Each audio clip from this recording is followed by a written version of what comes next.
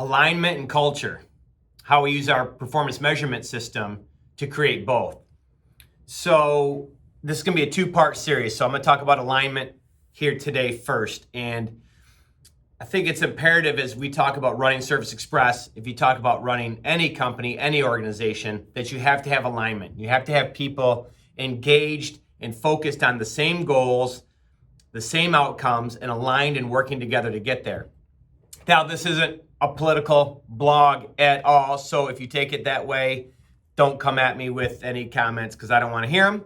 But when you look at our current situation in COVID-19, it is clear that there is not alignment in our country, right? And I don't care if you're Republican, Democrat, somewhere else, right? I'm not trying to put blame here on anybody. I'm just looking at from a leadership perspective, and we don't have it, right? And that's the frustrating thing. One of the frustrating things around the situation that we're in, that we don't know what the goal is. We don't know what we're aiming for. We don't know one truth. Can't find one source of data, right, that we can look to and say, if this, then that. Here's what we're trying to achieve. And if we hit whatever these metrics are, whatever these milestones are, however we decide to do that, then here's where we'll either move forward or where we'll move backward. It seems to be state by state, even county by county, and that's frustrating. And I'm not casting blame on any one side or the other. I'm casting blame on the whole thing, actually, because we don't have it. And so as we try to run our company and you try to make decisions, back to school, sports, all these things, we're not unified. We don't know what one truth is, right? And so when you look at, if I try to run Service Express that way, without alignment, without communicating clearly, what are we trying to achieve? How are we trying to achieve it? And when are we trying to achieve it? And what we're going to do to get there, we would never hit our goals at Service Express. If we left it up to the sales side to determine what the goals were, and then the service side to determine what the goals were, and then the operational side to determine what the goals were, and they all went about it in their own different ways, we would have a little bit of chaos. And I'm not saying we'd go out of business, but we wouldn't be achieving the way we've achieved in the past. So it's important to pick those things. And for us, one of the ways that we do that, the key way that we do that, is our performance measurement system. We call it our SR5. Stands for scorecards, ROIs, and 515s. Our scorecards are our KPIs, right? And you've heard of those.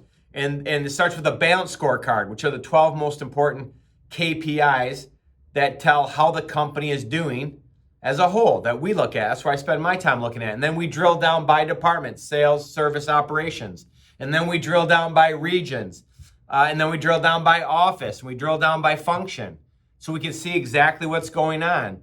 And we have our goals for every KPI that we're looking at, so we know if we're achieving them or not. And then we go to our ROIs, which is the individual job description that everybody in the company has, including myself. And they're available on our company intranet for everyone to see, right? So I know in my role as CEO, what are my responsibilities? That's what R stands for. What are my objectives? What are the indicators? ROI, responsibilities, objectives, and indicators. And I fill those out every month. Everybody in the company does, and we share them with their leaders. And so we're reviewing performance and reviewing tracking. And if we're having an issue, we look behind the numbers. What do we need to solve that? Do we need to update our system? Do we need training? Do we need resources? What is it that we need to do so we can get aligned? And ROI measures roll up to scorecard measures. And then we have our quarterly 515s that we fill out every quarter. They're on the intranet.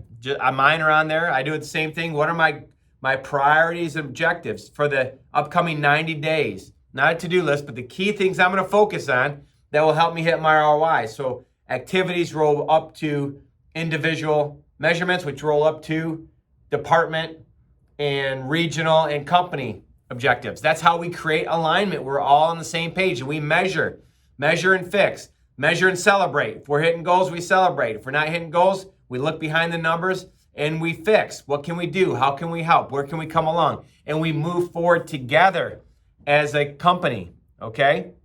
So I'm passionate about this. And in the next blog, I'm going to talk to you about how this creates a great culture, how looking at numbers and measuring performance can actually help you create a great culture, and how much it's really paid off during this time of COVID when so many of us are working from home. As always, stay safe and stay healthy.